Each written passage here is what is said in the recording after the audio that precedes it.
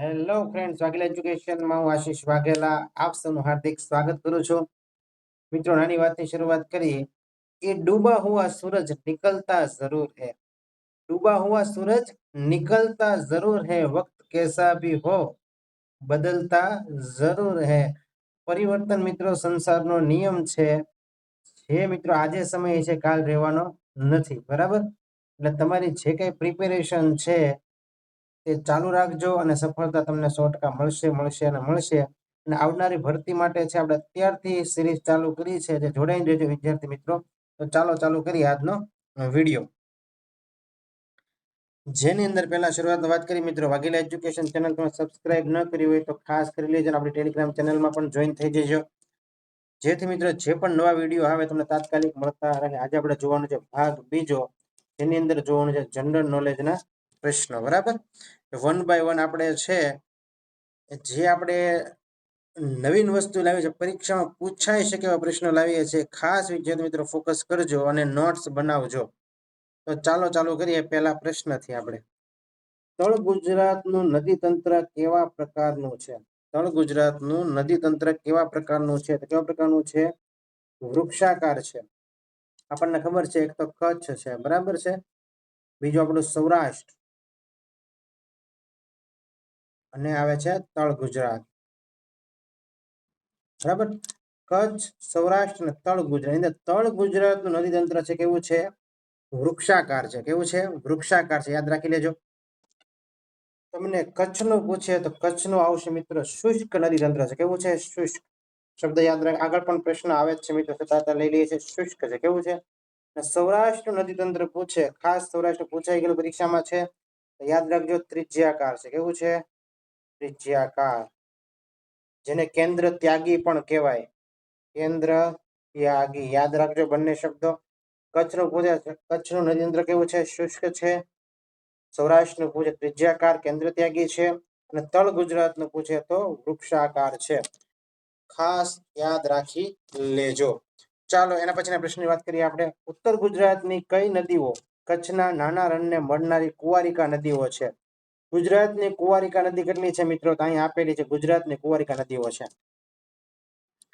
મચ્છુ, બ્રહ્મણી, ફાલ્ગુ જે સૌરાષ્ટ્રની છે, અને ઉત્તર ગુજરાતની કહે તો બનાસ, રૂપેણ, સરસ્વતી. મેં કઈ રીતે યાદ રાખેલ છે મિત્રો? મેં આની અંદર યાદ રાખેલ છે બસરુ. હું યાદ રાખેલ છે બસરુ. તમને જેવી રીતે યાદ રહે એવી રીતે રાખી શકો છો. મચ્છુ, બ્રહ્મણી, ફાલ્ગુ તો એમને યાદ રહી ગયું છે મને, બરાબર? મચ્છુ, બ્રહ્મણી અને ફાલ્ગુ સૌરાષ્ટ્રની કુંવારિકા નદીઓ છે, તે દરિયાને મળતી નથી અને કુંવારિકા નદીઓ કહેવાય. અને ઉત્તર ગુજરાતની કુંવારિકા નદી છે બનાસ, રૂપેણ અને સરસ્વતી. યાદ રાખી લેજો. બનાસ નદીની લંબાઈ કેટલી છે? બનાસ નદીની મિત્રો લંબાઈ છે 270 કિલોમીટર લંબાઈ છે બનાસ નદીની છે. યાદ રાખજો. બનાસ નદીનું ઉદ્ગમ સ્થાન મિત્રો આબુ. આબુની અંદર મિત્રો શિરણવાનો ડુંગર આવેલો છે. શિરોહી જિલ્લો છે મિત્રો. પર્વતમાળા કે તો અરવલ્લી પર્વતમાળા, બરાબર? શિરણવાના ડુંગરમાંથી મિત્રો બનાસ નદી છે નીકળે છે. શિરોહી જિલ્લો લાગુ પડશે. જો ઘણી વખત છે ભૂગોળની અંદર આવા પ્રશ્નો ખાસ પૂછે છે કે કઈ નદીનું ઉદ્ગમ સ્થાન કયું છે અને નદીની લંબાઈ. તો મેન નદીની લંબાઈ છે તો કે બનાસ છે, સરસ્વતી છે, નર્મદા છે, તાપી છે. નદીની આપણે લંબાઈ ખાસ યાદ રાખીશું. એક સાથે બધું યાદ નહીં રહે, ક્યારે પણ એક સાથે બધું યાદ નહીં રહે. એટલે આપણે વન બાય વન છે પ્રશ્નો આપણે યાદ રાખીશું, તો જ આપણને છે ગળે ઉતરશે, એટલે યાદ રહેશે, બરાબર? એક અત્યારે યાદ રાખો, ઉદ્ગમ સ્થાન આપણને એક ખબર પડી ગયું છે. બનાસ નદીનું ઉદ્ગમ સ્થાન છે શિરણવાનો ડુંગર. આબુ યાદ રાખજો એટલે તમને યાદ આવી જશે. અરવલ્લી પર્વતમાળા છે. અને સૌથી જૂનામાં જૂની પર્વતમાળા હોય તો કઈ છે મિત્રો? અરવલ્લી પર્વતમાળા છે, એ પણ યાદ રાખી લેજો.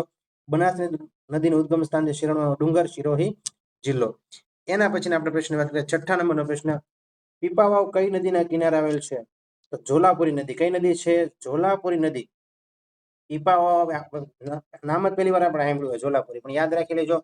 પીપાવાવનું મિત્રો બંદર છે પીપાવાવ, અને પીપાવાવ બંદરનું મિત્રો જૂનું નામ છે પોર્ટ વિક્ટર બંદર. Port Victor.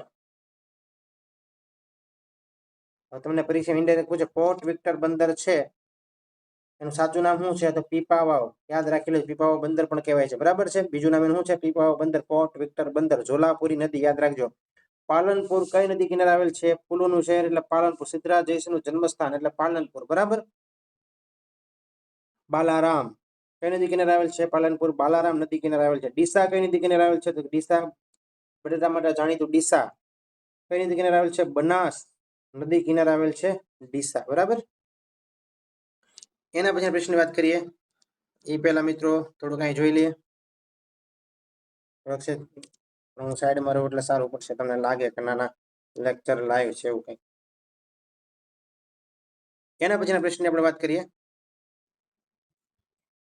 દાંતીવાડા કઈ નદી કિનારે આવેલ છે? તો દાંતીવાડા મિત્રો બનાસ નદી કિનારે આવેલ છે. કૃષિ યુનિવર્સિટી આવેલી છે દાંતીવાડા, યાદ રાખીને જોઈએ. પણ મહેસાણા કઈ નદી કિનારે આવેલ છે? તો મહેસાણા રૂપેણ નદી કિનારે મહેસાણા આવેલું છે. એના પછીના પ્રશ્નની વાત કરીએ આપણે. ચાંચ બેટ કયા જિલ્લામાં આવેલો છે? ચાંચ બેટ કયા જિલ્લામાં આવેલો છે? ચાંચ બેટ અમરેલી જિલ્લામાં આવેલો છે. ચાંચ બેટ ખાસ યાદ રાખી લેજો, અમરેલી જિલ્લો. માલ બેંક બેટ છે એ ભાવનગર જિલ્લાની અંદર આવેલો છે. ઉભરાટ છે નવસારીમાં છે. તિથલ છે વલસાડમાં છે. હવે તમે યાદ રાખો ચાંચ, તો કે અમરેલી ચાંચ બેટ અમરેલીમાં છે. માલબેંક બેટ ભાવનગરમાં છે. ઉભરાટ બીચ આ તો ખબર જ છે, ઉભરાટ નવસારીમાં આવેલું છે. તિથલ બીચ તિથલ વલસાડમાં છે. અતુલનું કારખાનું તમને ખબર હોય ક્યાં એવું છે?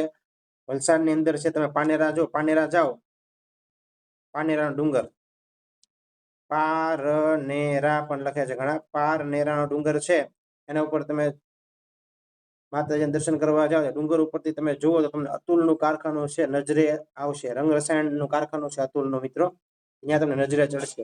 આખું કારખાનું તમને ત્યાંથી ડુંગર ઉપરથી દેખાશે.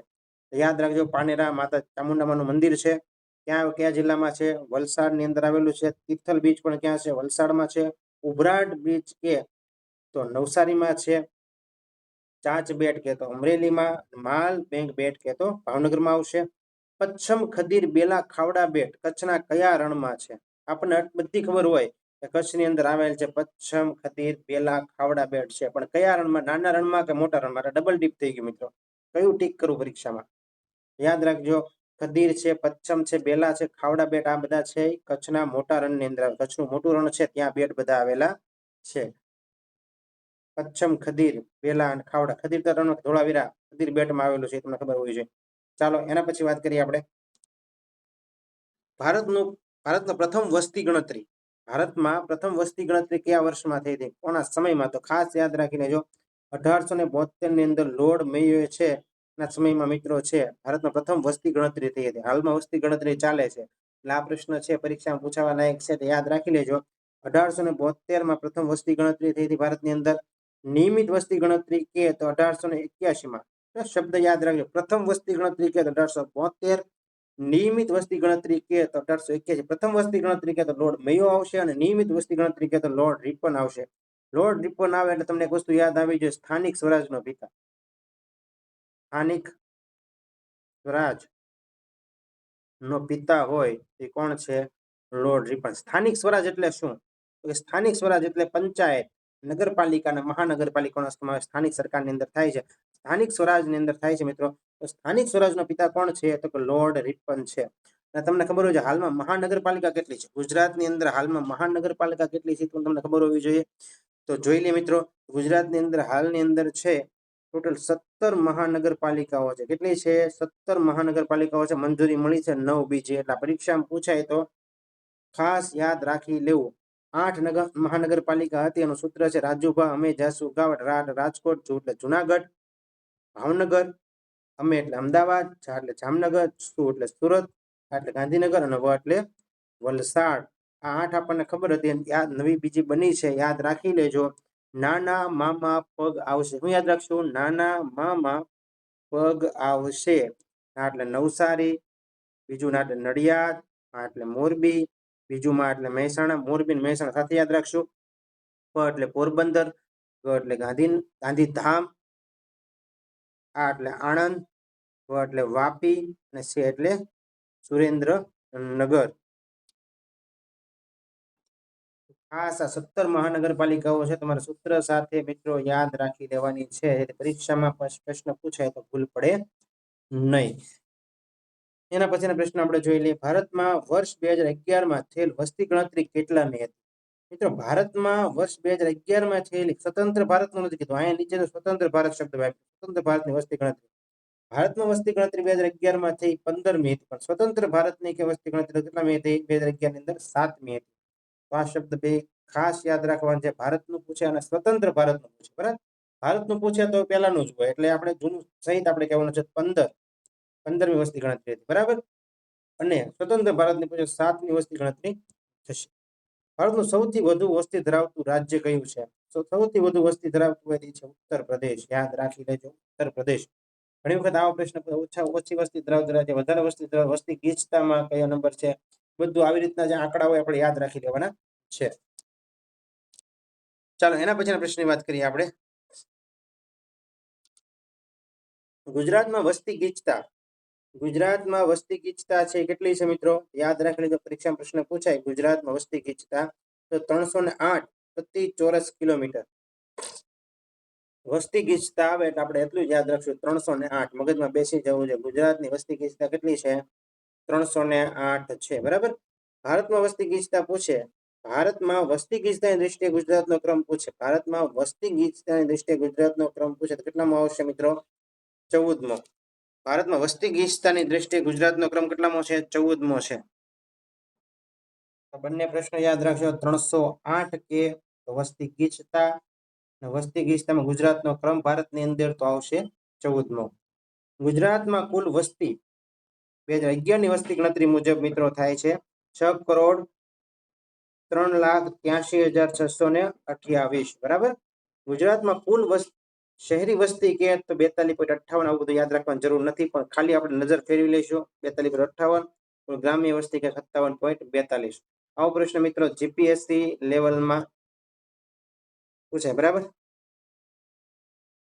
ગુજરાત પબ્લિક સર્વિસ કમિશન એની અંદર પૂછાય, એટલે આપણને આઈડિયા આવી જવું છે. પહેલા તો હું આવી જવું જોઈએ આઈડિયા, કયો પ્રશ્ન છે આપણે કરવા લાયક છે અને કયો પ્રશ્ન કરવા લાયક નથી. ધારો કે આ પ્રશ્ન છે આપણે કદાચ પરીક્ષામાં પૂછાય છે, કેમ કે આંકડાકીય માહિતી છે ને ઘણી વખત પરીક્ષામાં પૂછાય ગયેલો પ્રશ્ન છે, આપણને આઈડિયા આવી જાય આ પ્રશ્ન પૂછાય, આ ન પૂછાય, બરાબર. ચાલો એના પછીના પ્રશ્નની આપણે વાત કરીએ. ગુજરાતમાં સ્ત્રી પુરુષ પ્રમાણ, છાતી પ્રમાણ ખાસ પૂછાય છે મિત્રો. 1000 પુરુષે કેટલી સ્ત્રીઓ છે મિત્રો? 918 છે. કેટલી છે? 918 છે સ્ત્રીઓ છે. ગુજરાતનો દરિયા કિનારો પૂછાય તો ખાસ યાદ રાખી લેજો, 1600 કિલોમીટર, 990 માઇલ. માઇલમાં પૂછે 990 માઇલ આવશે. પરંતુ મિત્રો સર્વે ઓફ ઇન્ડિયા એક રિપોર્ટ હમણાં બહાર પાડ્યો, એની અંદર ગુજરાતનો દરિયા કિનારો બતાવેલો છે. પરીક્ષામાં પ્રશ્ન પૂછાવા લાયક 100% પૂછાયો પ્રશ્ન. ખાસ યાદ રાખવાનું, ગુજરાતનો દરિયા કિનારો સર્વે ઓફ ઇન્ડિયા રિપોર્ટ મુજબ કેટલો છે? તો 2340.62 કિલોમીટર છે. કેટલો છે? 2340.62 કિલોમીટર છે. છાપામાં આવેલું હતું, તમે કદાચ વાંચવું હોય તો. સર્વે ઓફ ઇન્ડિયાના રિપોર્ટ મુજબ છે ગુજરાતનો દરિયા કિનારો વધવા પામેલો છે 2340.62 કિલોમીટર જેટલો છે, એવું બતાવેલું છે, બરાબર. ભારતમાં સૌથી વધુ દરિયા કિનારો ધરાવતું રાજ્ય પૂછે તો કયું છે? ગુજરાત છે. એની અંદર ગુજરાતની અંદર સૌથી વધારે દરિયા કિનારો હોય તો ક્યાં છે? કચ્છમાં છે. અને સૌથી ઓછો દરિયા કિનારો ગુજરાતની અંદર પૂછે તો ક્યાં છે મિત્રો? મોરબી. ખાસ યાદ રાખી લેજો. બે વસ્તુ ખાસ યાદ, ઓછો દરિયા કિનારો ક્યાં છે ગુજરાતની અંદર? મોરબીમાં છે. ગુજરાતમાં આવેલા બે અખાત, કચ્છનો અખાત છે અને ખંભાતનો અખાત છે. બે અખાત છે, કચ્છનો અખાત, ખંભાતનો અખાત. ભારતમાં આવેલ 3 અખાત પૂછે તો કચ્છનો અખાત, ખંભાતનો અખાત અને મન્નારનો અખાત. યાદ રાખી લેજો. ભારતનું પૂછે 3 આવશે, કચ્છ, ખંભાત અને મન્નારનો અખાત. એના પછીના પ્રશ્નની આપણે વાત કરીએ. ભારત કયા દેશ સાથે સૌથી વધુ સરહદ ધરાવે છે? મોસ્ટ ઇમ્પોર્ટન્ટ પ્રશ્ન. સૌથી વધુ સરહદ ભારત કયા દેશ સાથે ધરાવે છે? તો બાંગ્લાદેશ સાથે. 4096 કિલોમીટરની સરહદ ધરાવે બાંગ્લાદેશ સાથે, બરાબર. યાદ રાખી લો, 4096 બાંગ્લાદેશ સાથે સૌથી વધુ સરહદ ધરાવે છે. તો ચાલો તમારે મને કમેન્ટ કરવાની છે. બાંગ્લાદેશ છે મિત્રો, એની રાજધાની કઈ છે? બાંગ્લાદેશની રાજધાની અહીં અફઘાનિસ્તાન આવ્યું છે, અફઘાનિસ્તાનની રાજધાની કોમેન્ટ કરવાની છે. બધું ભૂલી ગયા કે યાદ છે? મારે રિવિઝન કરાવવાનું જ છે તમને, પણ તમારે આ વખતે કોમેન્ટ કરવાની છે, બરાબર. હું તો હવે દર વખતે ગમે ત્યારે મારા, તમે લેક્ચર જોયા હશે વિશ્વાસ સિરીઝની અંદર, ગમે વસ્તુ નાની નાની વસ્તુ આપણે લઈએ છીએ, બરાબર. પણ તમને કેટલું યાદ છે મારે જોવું છે. વિશ્વાસ સિરીઝ તમે ભૂલી ગયા છો કે યાદ છે બધું? તો ચાલો, બાંગ્લાદેશની રાજધાની તમારે કહેવાની છે અને અફઘાનિસ્તાનની રાજધાની તમારે મને કહેવાની છે, બરાબર? ભારત કયા દેશ સાથે સૌથી ઓછી સરહદ ધરાવે છે? તો અફઘાનિસ્તાન સાથે સૌથી ઓછી સરહદ ધરાવે છે. અને મિત્રો તમે અલગ અલગ જગ્યાએ બતાવે છે 106 અને ઘણી બુકમાં 80 કિલોમીટર. તો આપણે યાદ રાખશું, વધારે આપણે યાદ રાખશું 106 કિલોમીટર છે અફઘાનિસ્તાન સાથે ભારત સરહદ ધરાવે છે. સૌથી ઓછી અને સૌથી વધુ છે બાંગ્લાદેશ, 4096 કિલોમીટર. ભારત પાકિસ્તાન સાથે કેટલા કિલોમીટર સરહદ ધરાવે છે? તો 3323 કિલોમીટર સરહદ છે ભારત પાકિસ્તાન સાથે ધરાવે છે, 3323 કિલોમીટર. રેડ ક્લિફ રેખા કયા બે દેશો વચ્ચે છે મિત્રો? રેડ ક્લિફ રેખા ભારત પાકિસ્તાન વચ્ચે છે જ, પણ ખાતે યાદ રાખજો ભારત અને બાંગ્લાદેશ વચ્ચે પણ છે મિત્રો રેડ ક્લિફ રેખા લાગે છે, બરાબર? રેડ ક્લિફ રેખા ભારત પાકિસ્તાન અને ભારત બાંગ્લાદેશ વચ્ચેનું જે નામ છે, બરાબર? રેડ ક્લિફ રેખાનું નિર્માણ કયા વર્ષમાં થયું હતું? 1947માં ભારત આઝાદ થયું ત્યારે. અને મિત્રો બ્રિટિશ વકીલ હતા સર સિરિલ રેડક્લિફ દ્વારા સીમા નક્કી કરવામાં આવી હોવાથી મિત્રો આનું નામ શું આપવામાં આવ્યું છે? Red cliff. સાચું નામ એ વકીલ હતો એક, એનું નામ છે સર સિરિલ રેડક્લિફ દ્વારા નક્કી કરવામાં આવી હતી સીમા ભારત પાકિસ્તાન અને ભારત બાંગ્લાદેશની, બરાબર? એટલે રેડ ક્લિફ લાઈન કહેવામાં આવે છે, રેડ ક્લિફ રેખા કહેવામાં આવે છે, બરાબર? 1947માં એનું નિર્માણ થયું હતું, આપણે યાદ રાખશું. એના પછીના પ્રશ્નની વાત કરીએ. કર્કવૃત સૂર્યનું કિરણ સીધું પડે ત્યારે ઉત્તર ગોળાર્ધમાં દિવસ કેવો હોય છે? કર્કવૃત સૂર્યનું સીધું કિરણ પડે ત્યારે ઉત્તર ગોળાર્ધમાં દિવસ કેવો હોય છે? દિવસ લાંબો દિવસ હોય છે, રાત્રિ કેવી હોય છે? ટૂંકી હોય છે. મેં તમને, મને પ્રશ્ન યાદ આવ્યો છે એટલે કહું છું, મેં તમને સૂત્ર આપ્યું હતું 21 જુલા 22 દિના. આવું મિત્રો સૂત્ર આપ્યું હતું મેં તમને, 21 જુલા 22 દિના. 21 જૂન લાંબામાં લાંબો દિવસ. લા એટલે કેવો દિવસ? 21 જૂન લાંબામાં લાંબો દિવસ. અને 22 ડિસેમ્બર, ડી એટલે ડિસેમ્બર, 22 ડિસેમ્બર ના, દી ના એટલે મિત્રો ના એટલે શું આવશે? ના એટલે ટૂંકામાં ટૂંકો દિવસ, નાનામાં નાનો દિવસ. પરીક્ષામાં પ્રશ્ન પૂછાય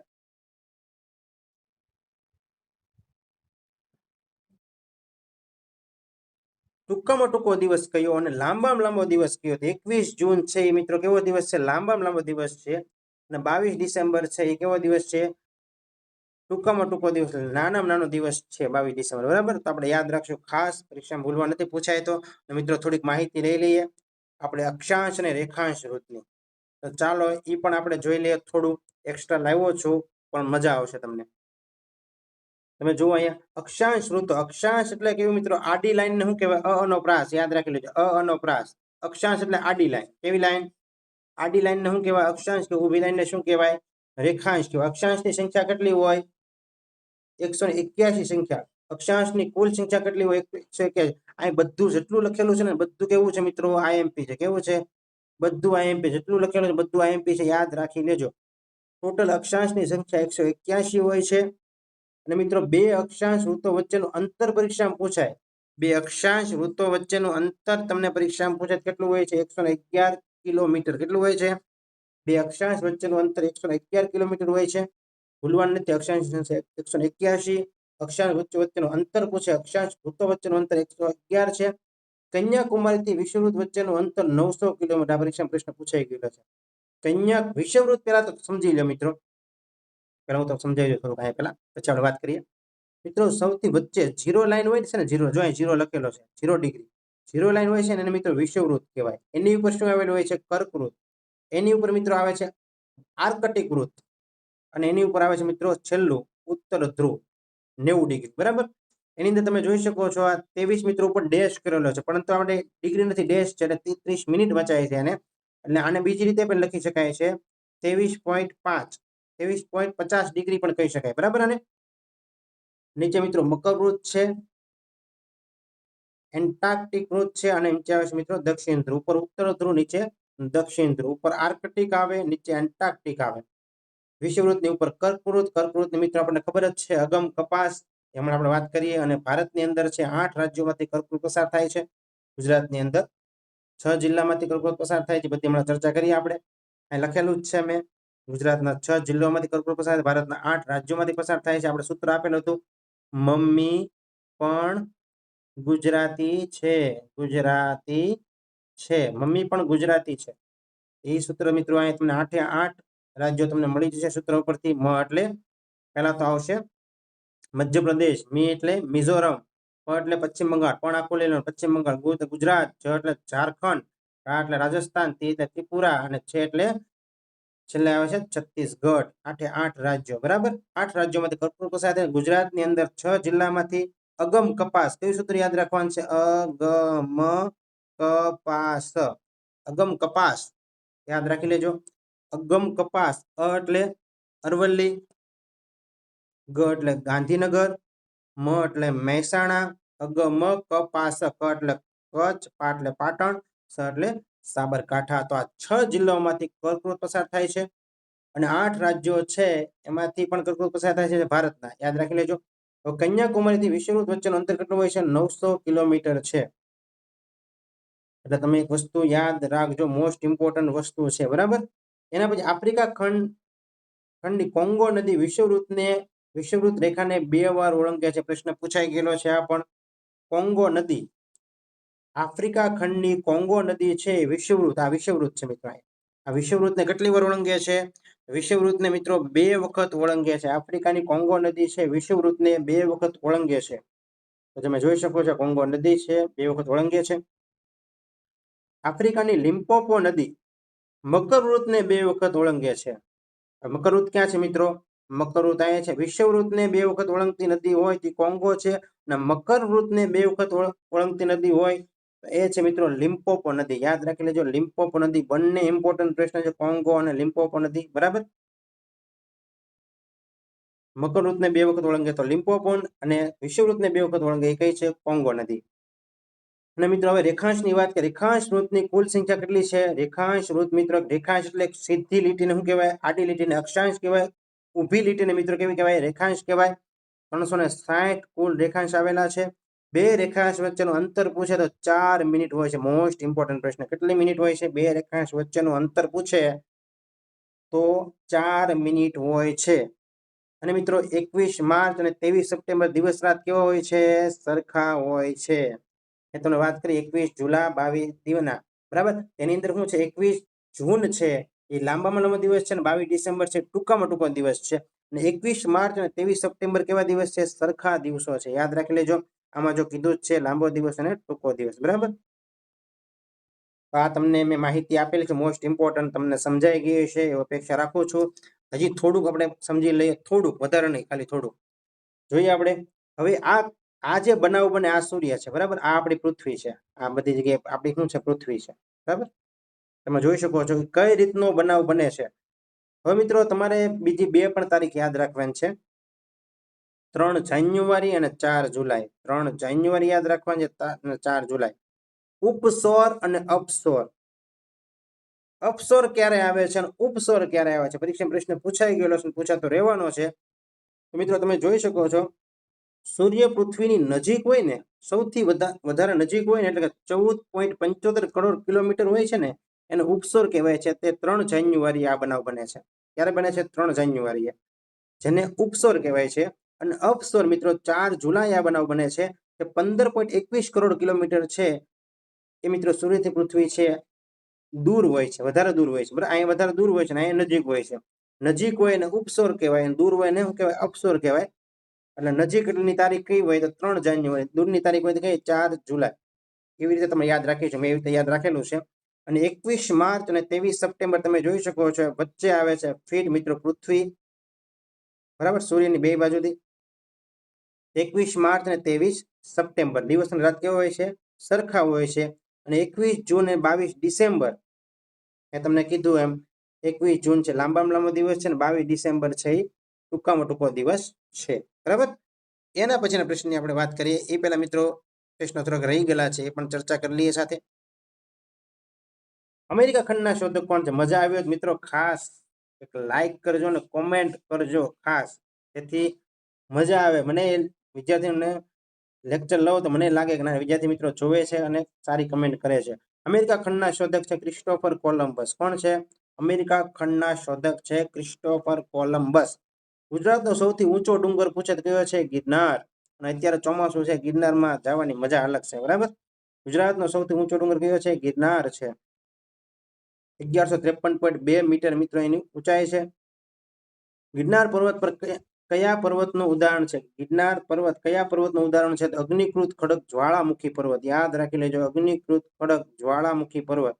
મિત્રો પાવાગઢ પણ છે, કેવો પર્વત છે? જ્વાળામુખી પર્વત છે, યાદ રાખી લેજો, બરાબર. ગિરનાર પર્વત કયા પર્વતનું ઉદાહરણ છે? તો અગ્નિકૃત ખડકનો જ્વાળામુખી પર્વત. ગિરનાર પર્વતનું સૌથી ઊંચું શિખર કયું છે? પરીક્ષામાં કેટલી વખત પ્રશ્ન પૂછાઈ ગયેલો છે. ગુજરાતનું સૌથી ઊંચું શિખર કે તો ગિરનાર આવશે, પણ ગિરનાર પર્વતનું સૌથી ઊંચું શિખર કે તો ગોરખનાથ આવશે. કેટલું છે? 1117 મીટર છે. ગિરનાર પર્વતનું સૌથી ઊંચું શિખર 1117 મીટર આવે છે, ગોરખનાથ. એના પછીના પ્રશ્નની વાત કરીએ મિત્રો, આપણે જોઈ લીધું ગિરનારમાં આવેલ પર્વતો કયા કયા છે મિત્રો? અશ્વત્થામા પર્વત છે, અંબાજી પર્વત છે, કાળકા પર્વત છે, દત્તાત્રેય છે, ઓગઢ છે અને દાતાર છે. તો ખાસ યાદ રાખી લેજો આ પર્વતો બધા. તમને પરીક્ષામાં ઇન્ડિરેક્ટ પ્રશ્ન પૂછે, કાળકા પર્વત છે ગુજરાતના કયા જિલ્લામાં આવેલ છે? જુનાગઢમાં, બરાબર. ગિરનાર ડુંગર પર પગથિયા કેટલા છે? 9999 અને કુમારપાળ દ્વારા મિત્રો આ પગથિયા બનાવવામાં આવેલ છે. કુમારપાળ એટલે ગુજરાતનો અશોક, બરાબર. ગુજરાતનો અશોક એટલે કોણ? કુમારપાળ. યાદ રાખી લેજો. ગુજરાતમાં કેટલી નદીઓ વહે છે મિત્રો? ગુજરાતની ટોટલ નદીઓ છે કેટલી છે? 185. ગુજરાતની અંદર નદીઓ કેટલી છે? ટોટલ 185 નદીઓ છે. એની અંદર કચ્છની અંદર 97 નદી છે. કચ્છની અંદર કેટલી નદી છે? 97. સૌરાષ્ટ્રમાં કેટલી નદી છે? સૌરાષ્ટ્રની અંદર 71 નદી છે અને બાકીની તળ ગુજરાતની અંદર કેટલી નદી છે? 17 નદીઓ છે.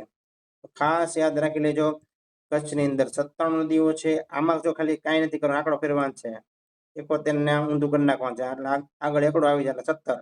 તળ ગુજરાતની 17, સૌરાષ્ટ્રની અંદર 71 અને કચ્છની અંદર સૌથી વધારે 97 નદીઓ છે. ગુજરાતની ટોટલ નદીઓ પૂછે કેટલી આવશે? 185 કુલ નદીઓ વહે છે. વાત કરી દીધી એમ મિત્રો, અહીં તમે જો તળ ગુજરાતની અંદર કેટલી નદીઓ છે? 17 નદીઓ છે. કચ્છનું નદી અંદર કેવું છે? મેં તમને પહેલા વાત કરી, પહેલો જ પ્રશ્ન આપણો હતો, બરાબર. કચ્છ નદી છે, શુષ્ક નદીઓ છે. સૌરાષ્ટ્ર નદી અંદર કેવું છે? ત્રિજ્યાકાર અને કેન્દ્ર ત્યાગી છે. ત્રિજ્યાકાર અને કેન્દ્ર ત્યાગી છે, યાદ રાખી લેજો. કચ્છ નદી અંદર પૂછે તો શુષ્ક આવશે. સૌરાષ્ટ્ર નદી અંદર પૂછે તો ત્રિજ્યાકાર આવશે અને તળ ગુજરાત નદી અંદર પૂછે, તળ ગુજરાતનો તો આવશે વૃક્ષાકાર. યાદ રાખી લેજો, મોસ્ટ ઇમ્પોર્ટન્ટ છે મિત્રો. ડુરાન્ડ રેખા કયા દેશ વચ્ચે મિત્રો છે? ડુરાન્ડ રેખા, ડુરાન્ડ લાઈન આપણી ભાષામાં ડુરાન્ડ લાઈન, ભારત અફઘાનિસ્તાન. ભારત અને અફઘાનિસ્તાન વચ્ચે કઈ રેખા છે મિત્રો? ડુરાન્ડ રેખા છે. ડુરાન્ડ રેખાનું નિર્માણ કયા વર્ષમાં થયું હતું? 1893માં. સર મોર્ટિમર ડુરાન્ડ દ્વારા રેખાનું નિર્માણ કરવામાં આવેલું હતું. ડુરાન્ડ આવે એટલે યાદ રાખો ભારત અને અફઘાનિસ્તાન, ડુરાન્ડ રેખા. એના પછીના પ્રશ્નની વાત કરીએ આપણે. જો મિત્રો કઈ રીતે વસ્તુ આપણને યાદ રહે? પહેલી વાત, આપણે કોઈ પણ વસ્તુ યાદ રાખવી હોય, તમે કોઈ પણ વસ્તુ યાદ રાખવા માંગતા હોય તો યાદ તમને કઈ રીતે રહે? તો પહેલા તો તમે જુઓ અને યાદ રહે. ધારો કે નકશો છે અને તમે જુઓ તો તમને યાદ રહેવાની સંભાવના વધે. પછી તમને ધારો કે ગુલાબ હોય, ગુલાબ તમે એને સૂંઘો, તમને ખબર પડી જાય ગુલાબની સુગંધ છે, તો એ તમારા મગજમાં બેસી જાય કે આ ગુલાબ જ છે. તમે જોવો નહીં તો તમે કહી દો ગુલાબ છે.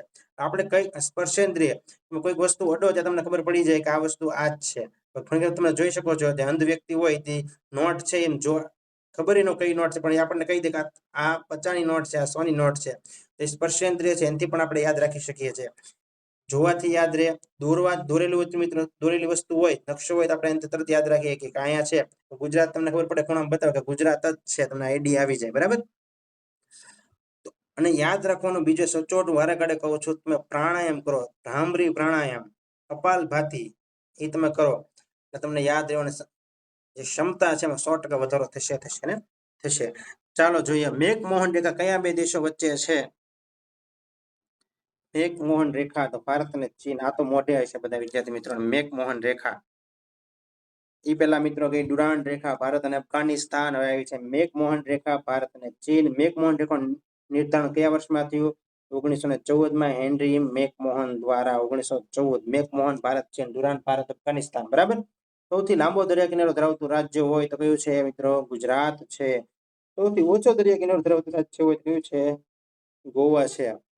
તો મિત્રો થોડુંક ઈઝી, થોડુંક અઘરું, આ જીવનમાં પણ આવે છે, થોડીક વાર સુખ, થોડીક વાર દુઃખ. અત્યારે તમે મહેનત કરો છો, તમને અત્યારે દુઃખ જેવું ફીલ થતું હોય, નોકરી નથી મળતી, પરંતુ નોકરી મળી જશે પછી એનો આનંદ અલગ હશે, બરાબર. અને નોકરી ત્યારે મળે છે જ્યારે આપણે સખત મિત્રો તડકો લાગતો હોય ને પછી છાંયડો થાય, ઉઘાડા પગે હાલતા હોય પછી ચપ્પલ મળે, એવો જે અહેસાસ થાય, તો એ મહેનત પહેલા શરૂઆતમાં દુઃખ હોય પછી સુખ મળે. આ ચક્ર છે, ફરતું રહે, બરાબર. તો સૌથી લાંબો દરિયા કિનારો ગુજરાતની અંદર છે, ઓછો દરિયા કિનારો ભારતની અંદર કહે તો ગોવામાં છે. વિસ્તારની દ્રષ્ટિએ સૌથી મોટું રાજ્ય હોય તો કયું છે? રાજસ્થાન છે. વિસ્તારની દ્રષ્ટિએ મોટું રાજ્ય રાજસ્થાન. વિસ્તારની દ્રષ્ટિએ સૌથી નાનું રાજ્ય હોય તો કયું છે મિત્રો? વિસ્તારની દ્રષ્ટિએ ગોવા છે. વિસ્તારની દ્રષ્ટિએ સૌથી મોટો કેન્દ્ર શાસિત પ્રદેશ કયો છે? વિસ્તારની દ્રષ્ટિએ સૌથી મોટો કેન્દ્ર શાસિત પ્રદેશ છે કયો છે? લદ્દાખ છે. વિસ્તારની દ્રષ્ટિએ સૌથી નાનો કેન્દ્ર શાસિત પ્રદેશ પૂછે તો લક્ષદ્વીપ છે. મોટો કેન્દ્ર શાસિત પ્રદેશ લદ્દાખ છે, નાનો કેન્દ્ર શાસિત પ્રદેશ લક્ષદ્વીપ છે. યાદ રાખી લેજો, બંને પ્રશ્ન ઇમ્પોર્ટન્ટ છે. ગ્રીનિચ કયા દેશમાં આવેલું છે મિત્રો? ગ્રીનિચ સમય રેખા આપણને ખબર હોવી જોઈએ. ઇંગ્લેન્ડના લંડન ખાતે આવેલ છે. અઢળક વાર પ્રશ્ન પૂછાઈ ગયેલો છે, બરાબર. અઢળક વાર પ્રશ્ન પૂછાઈ ગયેલો છે. અને આ મિત્રો આ પ્રમાણ સમય રેખા છે. પ્રમાણ સમય રેખા એક પ્રશ્ન મને યાદ આવી ગયો. પ્રમાણ સમય રેખા, આ પ્રમાણ સમય રેખા છે ને મિત્રો, એ આપણે 82.5 પૂર્વ રેખાંશ, યાદ રાખજો, 82.5 પૂર્વ રેખાંશ પરથી નક્કી કરવામાં આવે છે. જે મિત્રો ગ્રીનિચ રેખાથી, આ ગ્રીનિચ રેખા છે ને મિત્રો, ગ્રીનિચ રેખાથી 5.5 કલાક જેટલો સમય છે કેવો હોય છે? આગળ હોય છે. તો બોયલો યાદ રાખજો, મોસ્ટ ઇમ્પોર્ટન્ટ છે. ગ્રીનિચ કયા દેશમાં આવેલું છે? લંડનમાં આવેલું છે. અને પ્રમાણ સમય રેખા છે મિત્રો, આપણી પ્રમાણ સમય રેખા મિત્રો આ તમને ખબર હોય છે, ભારતનો પ્રમાણ સમય છે અલ્હાબાદ પાસેથી મિત્રો પસાર થાય છે 82.5 પૂર્વ રેખાંશ. અને મિત્રો કેટલાક ગ્રીનિચ રેખાથી, આ ગ્રીનિચ રેખા છે એનાથી 5.5 કલાક છે મિત્રો કેવો છે? આગળ છે. આટલી વસ્તુ બોયલો યાદ રાખજો હોય તો ફરીવાર વિડીયો છે રિવાઇઝ કરીને જોજો. બોયલો એ ઇમ્પોર્ટન્ટ છે. અને ભારતની અંદર બીજો પ્રશ્ન મિત્રો યાદ આવી ગયો છે તો યાદ રાખી લો સાથે. ભારતના પ્રમાણ સમય રેખા છે કેટલા રાજ્યોમાંથી પસાર થાય? પ્રમાણ સમય રેખા ભારતમાં કેટલા રાજ્યોમાંથી પસાર થાય? હવે તમને આ તો પ્રશ્ન પહેલી વાર સાંભળ્યો છે, યાદ રાખી લેજો, મોસ્ટ ઇમ્પોર્ટન્ટ પ્રશ્ન છે. પ્રમાણ સમય રેખા છે ને ભારતમાંથી 5 રાજ્યોમાંથી પસાર થાય છે. કેટલા રાજ્યોમાંથી પસાર થાય? પ્રમાણ સમય રેખા 5 રાજ્યોમાંથી પસાર થાય છે. તો સૂત્ર યાદ રાખો, આંધળાની છત્રી MP UP ઉડી. આંધળાની છત્રી MP UP ઉડી. તો આંધ્રપ્રદેશ, છત્રી એટલે છત્તીસગઢ, 5 રાજ્યોમાંથી પ્રમાણ સમય રેખા થાય છે. આંધ્રાની છત્રી એટલે Andhra Pradesh, Chhattisgarh, MP UP Madhya Pradesh, Uttar Pradesh, MP UP ઉડી એટલે ઓડિશા. આ 5 મિત્રો રાજ્યો છે એમાંથી આપણી પ્રમાણ સમય રેખા છે પસાર થાય છે. કઈ પરીક્ષા પ્રશ્ન પૂછાય, ભારતના કેટલા રાજ્યોમાંથી પ્રમાણ સમય રેખા પસાર થાય છે? તો 5 રાજ્યોમાંથી પસાર થાય છે. આંધ્રાની છત્રી MP UP ઉડી, યાદ રાખી લેજો, બરાબર. મેં તમને જે અક્ષાંશ અને રેખાંશ જે કરાવ્યા છે મોસ્ટ ઓફ એમાંથી પ્રશ્નો મિત્રો આવી શકે એવા પ્રશ્નો છે, એટલે યાદ રાખી લેજો. મેં તમને કીધું એમ કે 2 અક્ષાંશ વચ્ચેનું અંતર 111 કિલોમીટર હોય છે. અક્ષાંશની કુલ સંખ્યા 181 છે. રેખાંશની કુલ સંખ્યા 360 છે, બરાબર. 2 રેખાંશ વચ્ચેનું અંતર તમને પૂછાય તો 4 મિનિટ હોય છે, બરાબર. આવી વસ્તુ થોડી છે યાદ રાખી લેવાની, એટલે પરીક્ષામાં છે વાંધો આવે નહીં. એના પછી આપણો પ્રશ્ન, એક રેખાંશ પર બીજા રેખાંશ પર છતાં કેટલો સમય લાગે છે? જો આ એના છે ને ઊંધી રીતે પ્રશ્ન પૂછો, પણ આપણે યાદ રાખવાનું છે અંતર કેટલું છે? રેખાંશ વચ્ચેનું અંતર 4 મિનિટ છે. બસ, એક રેખાંશ પરથી બીજા રેખાંશ પર જતા સમય કેટલો લાગે? 4 મિનિટ લાગે. ચાલો એના પછી પ્રશ્નની વાત કરીએ. આંતરરાષ્ટ્રીય દિનાંતર રેખાને પશ્ચિમથી પૂર્વ તરફ ઓળંગતા શું થશે? આંતરરાષ્ટ્રીય દિનાંતર રેખાને પશ્ચિમથી પૂર્વ તરફ ઓળખતા મિત્રો શું કીધું? પશ્ચિમથી પૂર્વ. પહેલા આપણને ખબર ઉત્તર દક્ષિણ, પૂર્વ અને પશ્ચિમ. એને શું કીધું? પશ્ચિમથી પૂર્વ તરફ. પશ્ચિમથી પૂર્વ તરફ ઓળંગતા શું થશે? એક દિવસનો શું થશે? ઘટાડો થશે. અને આંતરરાષ્ટ્રીય દિનાંતર રેખાને પૂર્વથી પશ્ચિમ તરફ ઓળંગતા શું થશે? એક દિવસનો વધારો થશે. આમ તમે ઓળંગો તો 1 દિવસનો વધારો થાય પૂર્વથી, કેમ કે આપણે ક્યાં આવેલું છે, આપણે અહીંયા જ છે. સોરી મિત્રો, મારે અહીંયા લખવામાં થોડી ભૂલ પડી છે. અહીંયા પૂર્વ આવશે ને અહીંયા પશ્ચિમ આવશે, બરાબર છે. પહેલા એ સુધાર નાખું. પહેલા ફરી એકવાર લઉં છું. ઉતાવળા મિસ્ટેક થઈ છે થોડીક, સોરી. ધ્યાન આપજો ફરી એકવાર. જુઓ, ઉત્તર, દક્ષિણ, પૂર્વ અને પશ્ચિમ, બરાબર. સાથે આપણને એ પણ ખબર હોવી જોઈએ બીજું વિદ્યાર્થી મિત્રો કે વા ઈ અન, વા ઈ અન, આ વાયવ્ય દિશા છે, આ ઈશાન છે, અગ્નિ છે અને નૈઋત્ય. યાદ રાખી લેજો, એ પણ ખબર હોવી જોઈએ, બરાબર. તો અહીંયા પૂર્વ દિશા છે, અહીંયા પશ્ચિમ દિશા. પ્રશ્ન પૂછો, આંતરરાષ્ટ્રીય દિનાંતર રેખા પશ્ચિમથી પૂર્વ તરફ, પશ્ચિમથી પૂર્વ તરફ આમ જાય મિત્રો તો 1 દિવસનો શું થશે? ઘટાડો થશે. અને મિત્રો આંતરરાષ્ટ્રીય દિનાંતર રેખા પૂર્વથી પશ્ચિમ તરફ જાય તો શું થશે? 1 દિવસ શું થશે? વધારો થશે. આવી રીતે જાય તો 1 દિવસનો શું થશે? વધારો થશે પૂર્વથી પશ્ચિમ તરફ, બરાબર. તો યાદ રાખી લેજો, પશ્ચિમથી પૂર્વ તરફ જાય તો 1 દિવસનો શું થશે? ઘટાડો થશે. પૂર્વથી પશ્ચિમ તરફ જાય તો 1 દિવસ વધારો થશે. તો ચાલો મિત્રો, એના પછીના પ્રશ્નની આપણે ચર્ચા કરીએ. આ બધું છે, પહેલા પૂછી નાખું છું. કર્કવૃત કયા ખંડમાંથી પસાર થાય છે? તો કર્કવૃત મિત્રો છે એશિયા, આફ્રિકા અને ઉત્તર અમેરિકામાંથી કર્કવૃત પસાર થાય છે. વિષુવવૃત્ત કયા ખંડમાંથી પસાર? વિષુવવૃત્ત એટલે મિત્રો 0 ડિગ્રી, યાદ રાખજો. વિષુવવૃત્ત એટલે 0 ડિગ્રી. વિષુવવૃત્ત કયા ખંડમાંથી પસાર થાય છે? એશિયા, આફ્રિકા અને દક્ષિણ અમેરિકામાંથી છે વિષુવવૃત્ત પસાર થાય છે. મકરવૃત્ત કયા ખંડમાંથી પસાર થાય છે? ઓસ્ટ્રેલિયા, આફ્રિકા અને દક્ષિણ અમેરિકા. તો આ પણ યાદ રાખી લેજો. એના પછીના પ્રશ્નની આપણે વાત કરીએ. કર્કવૃત્ત, વિષુવવૃત્ત અને મકરવૃત્ત ત્રણેય કયા ખંડમાંથી પસાર થાય છે? આ ઇમ્પોર્ટન્ટ પ્રશ્ન. કર્કવૃત્ત, વિષુવવૃત્ત અને મકરવૃત્ત ત્રણેય ખંડમાંથી પસાર થયું કયું છે મિત્રો? આફ્રિકા ખંડ છે. કર્કવૃત્ત એશિયા ખંડના કયા દેશમાંથી પસાર થાય છે? એશિયા ખંડની અંદર બાંગ્લાદેશ, ભારત, મ્યાનમાર, ચીન અને તાઇવાન. ભારત, બાંગ્લાદેશ, મ્યાનમાર, ચીન અને તાઇવાન છે એ મિત્રો એશિયા ખંડના દેશોમાંથી કર્કવૃત્ત પસાર થાય છે. કર્કવૃત્ત સૂર્યનું કિરણ સીધું પડે ત્યારે ઉત્તર ગોળાર્ધમાં દિવસ કેવો હોય છે? તો સૌથી દિવસ કેવો હોય છે? લાંબો હોય છે. રાત્રિ કેવી હોય છે? કર્કવૃત્તનું સૂર્યનું કિરણ સીધું પડે ત્યારે ઉત્તર ગોળાર્ધમાં છે દિવસ કેવો હોય છે? દિવસ લાંબો અને રાત્રિ ટૂંકી. ભારતનું સૌથી ઓછી વસ્તી ધરાવતું રાજ્ય કયું છે? તો સૌથી ઓછી વસ્તી ધરાવતું રાજ્ય હોય તે છે મિત્રો સિક્કિમ છે. કયું છે? સિક્કિમ. સૌથી વધુ વસ્તી ધરાવતો કેન્દ્ર શાસિત પ્રદેશ કયો છે? તો સૌથી વધુ વસ્તી ધરાવતો કેન્દ્ર શાસિત પ્રદેશ મિત્રો દિલ્હી છે. યાદ રાખી લેજો. એના પછીના પ્રશ્નની વાત કરીએ આપણે. સૌથી ઓછી વસ્તી ધરાવતો કેન્દ્ર શાસિત પ્રદેશ હોય તે છે લક્ષદ્વીપ. કયો છે? સૌથી ઓછી વસ્તી ધરાવતો કેન્દ્ર શાસિત પ્રદેશ છે લક્ષદ્વીપ છે. ચોખા સંશોધન કેન્દ્ર કયા સ્થળે આવેલ છે? તો મિત્રો આણંદના નવાગામ ખાતે ચોખા સંશોધન કેન્દ્ર. થોડાક અઘરા પ્રશ્નો, થોડાક ઈઝી પ્રશ્નો આપણે નોટ્સ બનાવીને યાદ રાખવાનું છે. ચોખા સંશોધન કેન્દ્ર કે તો નવાગામ, આણંદ આવશે. તમાકુ સંશોધન કેન્દ્ર કે તો ધર્મજ, આણંદ. ક્યાં આવ્યું? ધર્મજ, આણંદ ખાતે આવેલું છે. ડુંગળી અને લસણ સંશોધન કેન્દ્ર કે તો ક્યાં આવ્યું છે? ગોધરા ખાતે આવેલ છે. રાજઘાટ પરિયોજના કઈ નદી પર છે? તો રાજઘાટ પરિયોજના છે મિત્રો બેતવા નદી. કઈ નદી? બેતવા. જે ક્યાં આવેલ છે? મધ્યપ્રદેશમાં આવેલ છે. રાજઘાટ પરિયોજના બેતવા નદી, મધ્યપ્રદેશ. એના પછી ભારતમાં સૌપ્રથમ ખનિજ તેલ ક્યાંથી મળી આવ્યું હતું? તો ખનિજ તેલ દિગ્બોય આસામમાંથી આવ્યું હતું. ગુજરાતની વાત કરીએ તો ગુજરાતની અંદર છે એ મિત્રો લુણેજ, લુણેજ આણંદમાં આવેલ છે. આણંદ ત્યાંથી મળી આવ્યું છે, બરાબર. ભારતની અંદર દિગ્બોય, આસામના દિગ્બોય ખાતે ખનિજ તેલ મળી આવ્યું હતું. ભારતની અંદર આસામના દિગ્બોય ખાતે. ભારતનું સૌપ્રથમ પરમાણુ રિએક્ટર હોય તે છે અપ્સરા, મુંબઈ ખાતે આવેલ છે. મોસ્ટ ઇમ્પોર્ટન્ટ પ્રશ્ન, ઘણી વખત પરીક્ષામાં પૂછાતો એવો પ્રશ્ન છે અને પૂછાઈ શકે છે.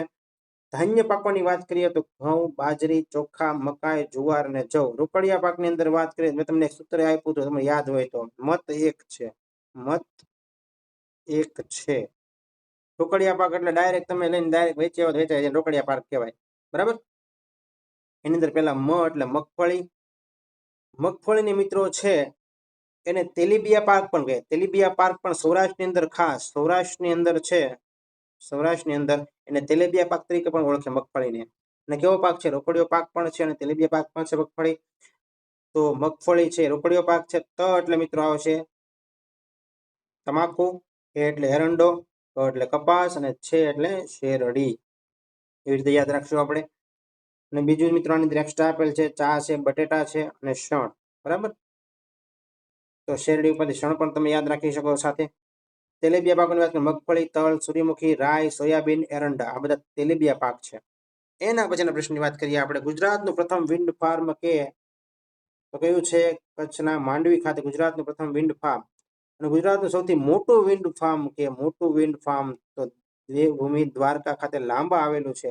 ગુજરાતનું પ્રથમ વિન્ડ ફાર્મ કે તો માંડવી કચ્છ ખાતે, અને સૌથી મોટું વિન્ડ ફાર્મ કે તો દેવભૂમિ દ્વારકાનું લાંબા ખાતે. બરાબર. સૌર ઉર્જાનું સૌથી મોટો પ્લાન્ટ છે ચારણકા પાટણ ખાતે આવેલ છે. ચારણકા પાટણ.